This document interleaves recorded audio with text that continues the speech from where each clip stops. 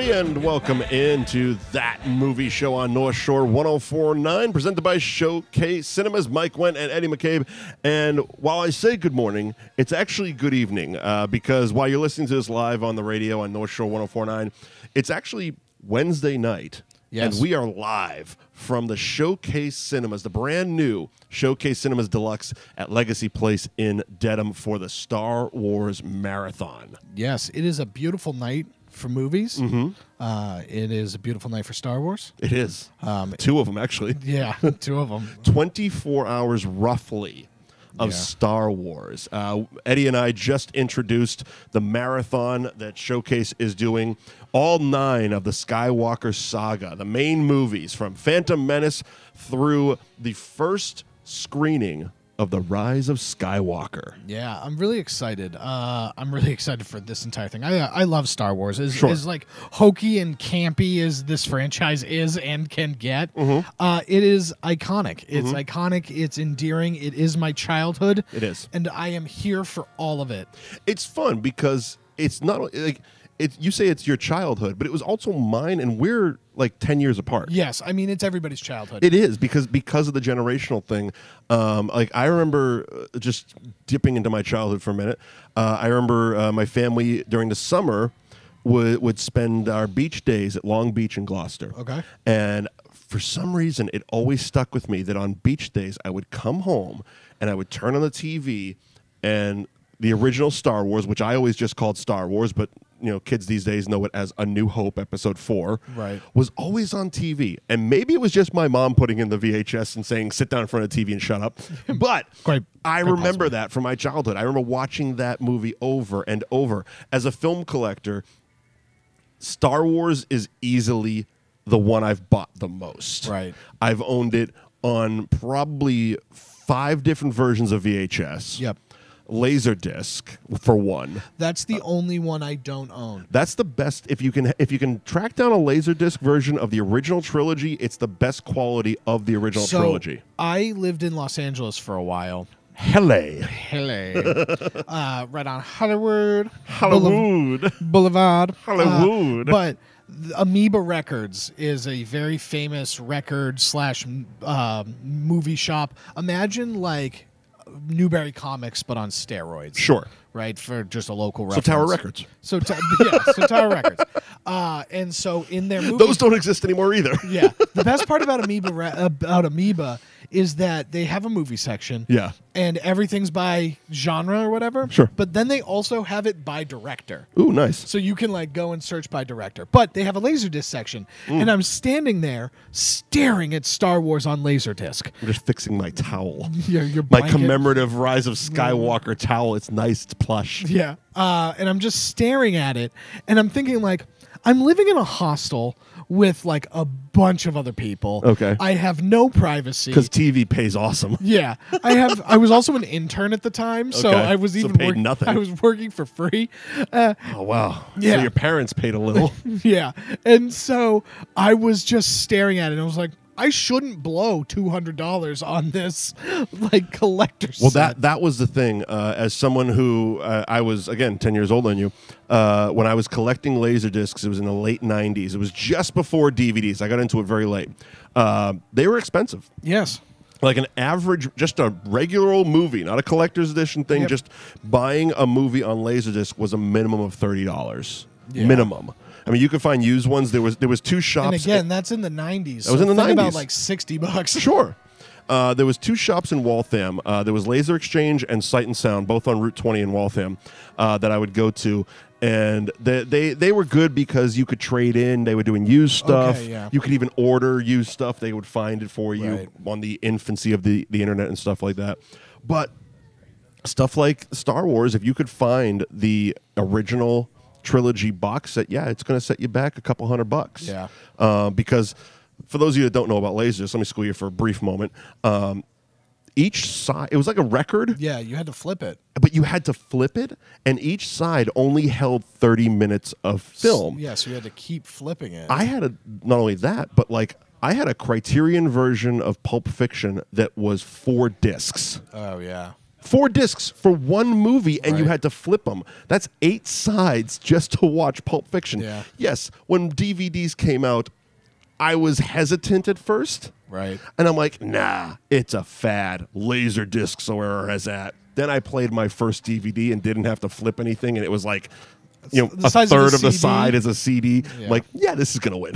And they're $10. And they're $10. They're $10. Absolutely. My uncle had Laserdisc, and like he was like on my mom's side of the family. That uncle is like the techie guy. He always has the latest and the greatest technology. And I'll never forget. We watched Jurassic Park in surround sound on Laserdisc. Duper surround sound. Super duper surround sound. But it's just like, holy moly, It's a game changer, right? Yeah, this is like the first time that I ever got to like experience something like that. It's also the first time I got to experience widescreen. Yeah. Letterboxing at the time because TVs were still square, but but seeing a movie in widescreen or in letterbox at the time was like mind blowing because there's all kinds of things happening on the sides that I'm like, it's like watching a different movie. It is. You know what I mean? It's like fun fact. It was the only way. The Laserdisc version of Scream is the only time the actual unrated director's cut has ever been released of Scream. Oh, interesting. Yeah, it was kind of cool. The opening scene of Drew Barrymore was much more gruesome. Much more gruesome. But we are here in Showcase Cinemas in Legacy Place for Star Wars, the marathon. And it's so cool. We did it with Marvel. Yes, we did. That was 23 first of movies all, for 3 days. Thank you, Showcase. Thank you. For somehow letting us be the people that like introduce these marathons now. We're your de facto hype man. Yeah, we're the marathon hype man. We really are. It was funny because they were kind of busting our chops a little bit because we hyped that our tight 5 is a tight 5 and ended up being a tight 2.5. Yeah. Because we ran out of things to say. There was how many holiday special jokes can you make before you get out of there? Right. Because I was going to start nailing Jar Jar Binks stuff, and that's mildly racist. My sand joke went over like a lead balloon. Yeah, it did. Like we had the crowd. We had the crowd. They were whooping it up. They were having a good time. Liked it. They're we got ready. the chuckles. And then I'm like, and I tried to make the same reference I did for Marvel. Yeah. Where because it's a good tip. It is. It's like if you're starting to fall asleep, just let yourself fall asleep. Because I wanted to get to the joke of, well, there's plenty of laser blasts that are going to wake you up. This time I figured, well, I don't have Thor: The Dark World to reference. Right. Who knew it would be so important with Endgame? Then I might not have made that joke. But this time I'm like, if you start to slip away, you start to fall asleep, much like sand through your fingers. And I heard somebody groan. Yeah. Oh, gutting. It was like, you know what? No, I'm out. Yeah, I'm out. I'm a sensitive comic. I'm going to leave.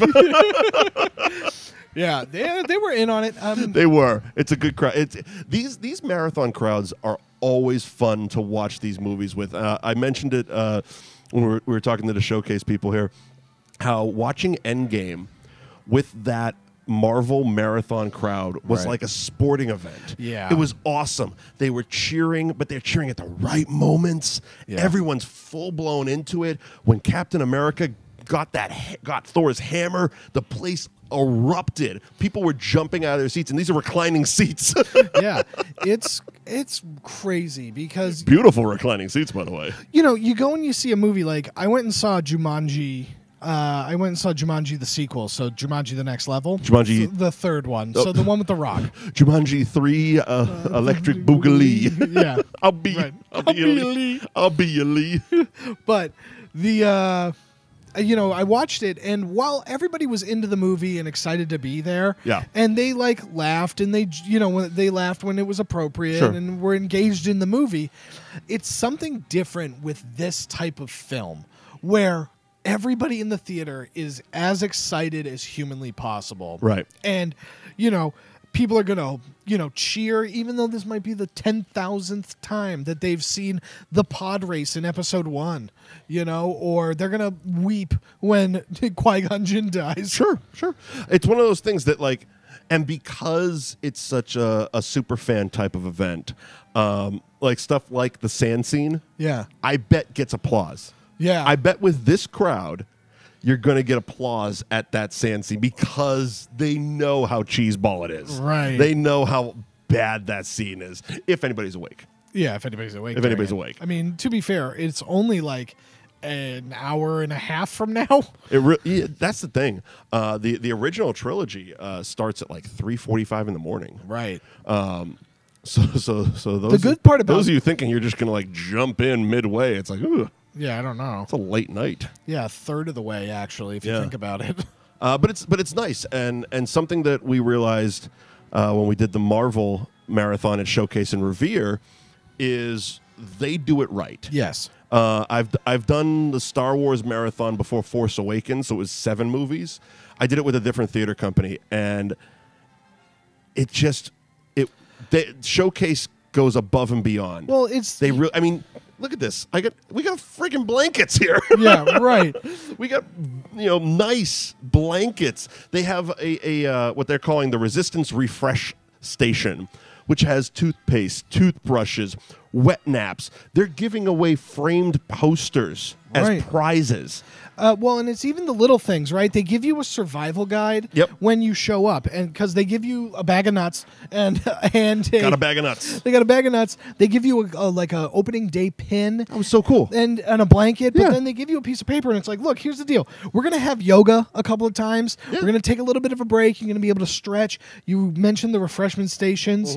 There's photo ops. There's a step and repeat with a red stormtrooper that's really just cool. out in the lobby. Yeah. And it's just like, it's just those cool things, custom, unique beverages, and it just makes the moment feel special, because in a world where I can literally watch... Even the concession stuff is really cool. It's like, okay, you get the standard branded popcorn tub and drink cup, but then they got a TIE Fighter popcorn tub. Right, lightsaber cups. Lightsaber drink cups, droid cups. They got an R2-D2 and a BB-8 drink cup. Right. And then aluminum drink bottle gift box. It looks like they look like giant Pez dispensers with stormtrooper heads. The only thing missing is blue milk, and you have to go to Galaxy's Edge to get that. Plus, you get 24% off concessions. Yeah, right. So there's that. That's always great. Concession stand is open all night.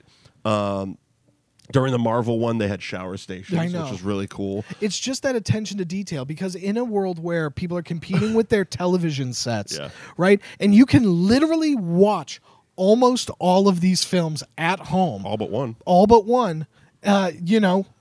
Coming to this theater, it gives you a reason to. And that's just it. It's like they do all these things, and we haven't even mentioned the fact that we're watching it in a brand new, only 1 week old, refurbished theater with amazing reclining seats and X Plus that they have brand new projectors. And it was being explained to me before that so all of the first 8 look the best they're ever going to look. No word yet on whether it's the McClunky edition of A New Hope, but we'll find out. Oh, we'll keep you posted. We'll keep you posted. But apparently, this is the only theater in the Northeast that has this dual super duper laser X Plus thing. Sure. That's basically, it's the best way to watch Rise of Skywalker is in this theater here in Dedham. Specifically this theater. Not even like, all the Showcase. X-Pluses. It's this specific X Plus theater at Showcase Deluxe at Legacy Place in Dedham. Okay. Bonkers. I'm and here. It's a brand new thing. Like, they literally just reopened these theaters last week. Yes. So the seats are brand new. Yeah. They haven't been worn out. You haven't got the butt prints in them or nothing. Although, to be fair, I did watch Jumanji in this last theater week in the seats that they gave us. That's fantastic. That's a funny thing. You're actually sitting in my seat last week. Yeah, I was. It's nice. It's kind of like when I did do that the Force Awakens marathon. About a month later, I went and saw the Roadhouse version or the Roadshow version of Hateful Eight. Okay. Sat in the same seat. Yeah, of course. Because as you do. As you do. As you do. But yeah, and it's really, really, it's a cool experience, and it's cool to see these movies, especially the original trilogy, on the big screen. Yeah. And you mentioned you can watch them on Disney Plus. Yeah. I've owned it 57 Ways to Sunday. I have them on Blu-ray. I have Disney Plus. But there's something about coming to a theater. Yes. And watching it on the big screen, especially a big screen such as the X Plus one with floor-to-ceiling speakers, immersive sound. Yeah. It's like you're not going to get, it doesn't matter. You could load your apartment with all the sound systems you want. You're not going to have this experience. Well, and I've talked about it on this show before. I usually say when we make fun of Dunkirk, and I watched it on a plane screen in the back of a seat of like a United flight. I saw it at the Somerville Theater in 70 millimeter. Yeah, see, that's on the way film. That's the way the director pretty intended, amazing. not how I say how the director intended. It's kind of like we did The Irishman on the podcast, thatmovieshow.net, and obviously the only way to watch it is on your phone. Yeah, as the director intended. As Martin Scorsese intended to watch The Irishman on your phone. Right. And that's how this is. I mean, this is actually the way that George Lucas probably maybe thought of intending it once. Well, it's one of those things, and before he remastered it. Exactly. The phrase has been thrown around, but these are, I mean, Star Wars really might be the original event film. Yeah. You know what I mean? It originated the blockbuster. Exactly. And these are event cinema. These are the reason that theaters like X Plus exist. Yeah, and it just as a film franchise, sometimes the fan base can be a little temperamental. Sure. I mean, social media and the internet, we all have an opinion. Yeah, right. And whatever. It's very interesting because unlike some film franchises, it's very accessible. Mm-hmm. Right? It's accessible for a lot of people and a lot of different fan bases and families, and it's generational. We talked about it a little bit. We talked about it a little bit earlier in this show where we have a 10-year gap almost. Yeah. And something that we can always but it's still both of our childhoods. Right. And we're not the only ones because, this is something that I have a friend of ours that was a fan of a podcast I did way back when that is even older. Yep. And his childhood was Star Wars. That's correct. You know what I mean? And it's just something that kind of unites everybody, and it's always... It's because it's like my mother saw the original in theaters. Right. I wasn't even born yet. You know what I mean? But it's like then I saw Empire and Jedi in theaters. Right. And then I have younger cousins, and the prequels are their thing. Yeah. So it's like I remember when it was either Last Jedi or Force Awakens, whichever one was coming out, and it was around Thanksgiving, and the family was together. And me and my brother were talking about it, and I had my cousin and her boyfriend, and they're like, and we started crapping on the prequels, and he's like, oh, and her boyfriend's like, oh man, Phantom Menace, that's my jam, and I'm like, how old are you? Yeah, right. And he was like 20-something. I'm like, oh, okay, that makes complete sense. Because millennials love the prequels, right? And like all the crap all the stuff we crap on, they're really into it. Of course. Because I'm kind of in that, I'm like right before that because I was the special editions being released. Mm-hmm. So like when the special editions got released in theaters, that was my version. And that was the first time I got to see the original trilogy in the theater, which was amazing. Right. I've talked about many times on this show and the podcast how Showcase does the Bring Back program. Right. And it's like last week they had Goodfellas on the big screen. It's like, right. That is so cool. Putting out movies from, the 70s, the 80s. Godfather 2 was out a couple weeks ago. It's like these are movies that I just never had an opportunity because I was either too young or not born to see them in theaters. Seeing Jaws on the big screen, seeing the original Ghostbusters on the big screen. For me, this year was The Matrix. Seeing Matrix, yeah. Because I remember wanting to see The Matrix. In 4D. In 4D. No, I saw it in regular. Did you see it in regular? Okay. Yeah. But I wanted to see it when it originally came out. Right. But I, for whatever reason, never did. Yeah. And I always kicked myself that I never saw it in theaters. Sure. And so, the Bring Back program got me the ability to see it. It's really cool. So briefly talking about the original trilogy. So J.J. Abrams has been doing obviously a bunch of press because Rise of Skywalker opens this weekend. And one of the things that's been asked of him and he has talked about is the original trilogy, the original theatrical trilogy. Right. And he has said that he's gone to Disney and asked them to release it. Not even like, can you, but he's like almost like begging them, please release the original trilogy for the fans. Right. And his response when asked about it was, for reasons I do not understand, it's probably not going to happen. That screams that there is some sort of ironclad like clause. Weird clause in Lucas's contract. In the purchase agreement. $4.5 billion was not enough for him to release the original trilogy. Yeah, because that's the only thing. Because at this point, if you're Disney and I own everything, why do I care what your opinion is? Oh, absolutely. And that was something we talked about on the podcast back about a year ago when the first mention of Fox and Disney merger was happening, and everybody was all hyped that we're going to get the X-Men and the MCU. We're going to get the Fantastic Four in the MCU. And I'm sitting there like, we're going to get the original trilogy. Right. Because at the time, even though Disney bought Lucasfilms, it was my understanding that Fox still retained the theatrical rights to the original 3 movies. Correct. So that's why we never got them when Disney bought them. And now apparently that's not even true. Now apparently there's some weird loophole or clause in this $4.5 billion contract, and Lucas is still not going to release it. I have no actual idea why. He's really, really dead set against putting these out to the point that the National Registry of Film, right? They collect all the original prints for historical documents. Yeah. They will not put Star Wars in because he will not give them an original print of the theatrical release of Star Wars, which is now known as A New Hope. Right.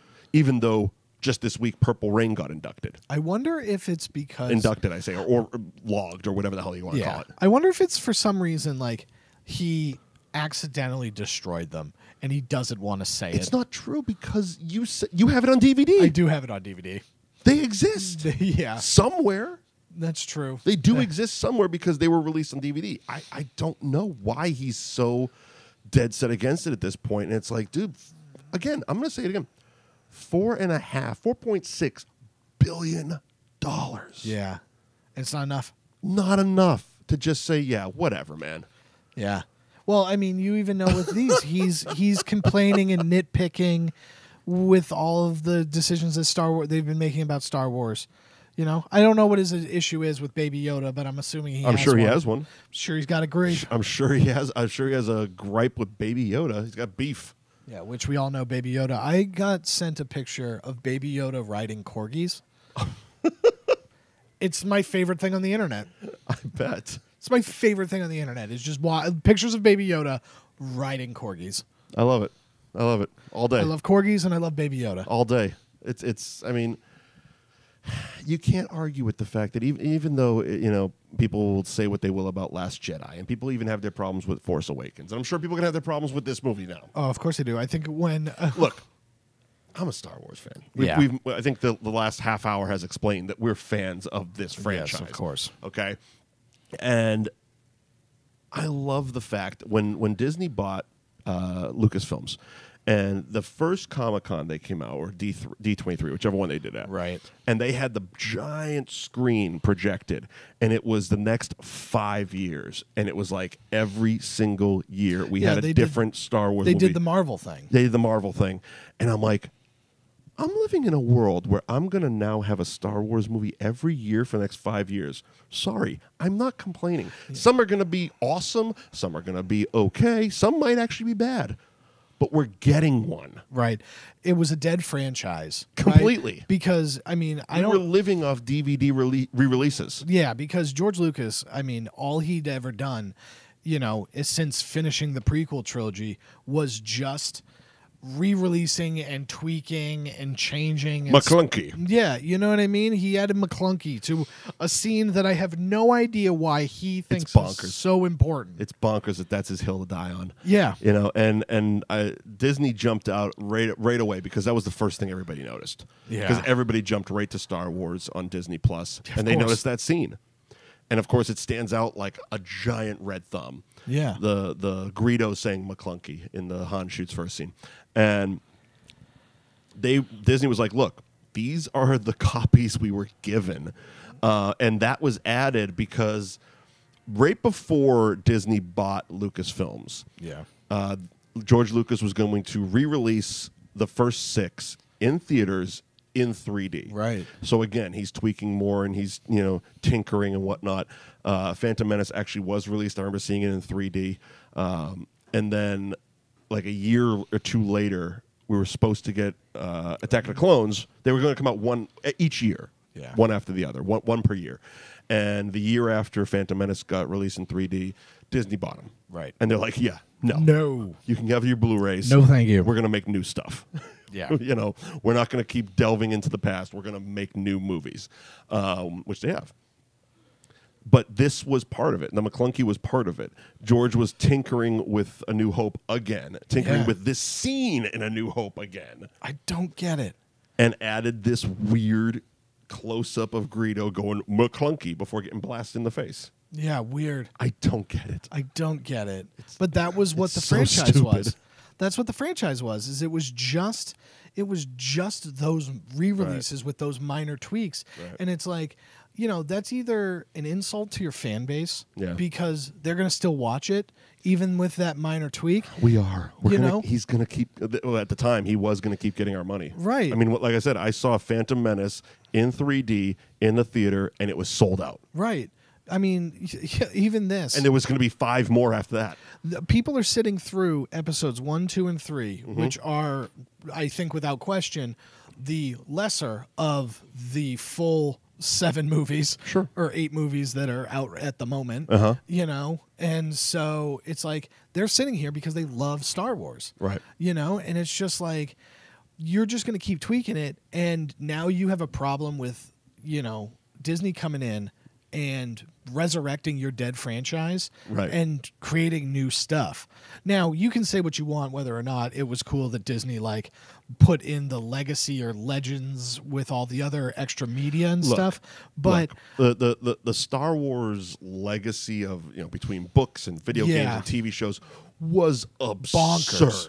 They needed to do something to be like, this is canon. Yeah. This is because the stories were all over the place, and a lot of them were contradicting each other. Yes, they were. So they needed to do something to get the rest of theirs, because like they've done with MCU, right? They need that cohesive storytelling. Well, that's what I love. I love the fact that it's like, look, this is what we're gonna do. We're gonna take the main movies. We're gonna take these cartoons that tell the story in between, and then we're going to build off of that. Oh, we're also going to introduce Marvel Comics so that we're going to make a comic book for a lot of this stuff, so it's cross-platform. It's like, wow, you have a plan. You have a plan. At the very least, they have a plan. And whether that plan pays off or not, who cares?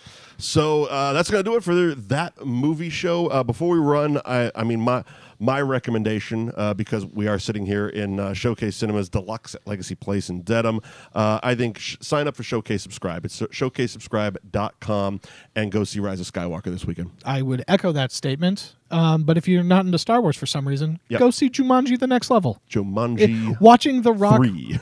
Watching The Rock and Kevin Hart play against type, very fun. Go watch The Rock. Go watch The Rock. Showcase Subscribe, of course. We're just in time. We're got a few days left before Christmas, so you can also gift Showcase Subscribe to someone you love. They will really appreciate it. Plans start as low as $11.95. Go to showcasesubscribe.com right now.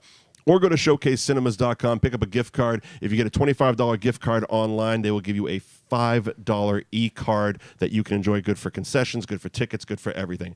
Thanks to Showcase Cinemas for sponsoring that movie show right here on North Shore 104.9. Mike Wendt and Eddie McCabe. You can follow us on social media at Mike Wendt, at the Eddie McCabe, hashtag That Movie Show, Facebook.com/ThatMovieShowTV. Let us know what you would like us to review on the Movie Show podcast. ThatMovieShow.net. Anything else? Bye, everybody. Stop waving. Bye. It's Hooey Valley, Hooey Hollywood, where any office boy or young mechanic can be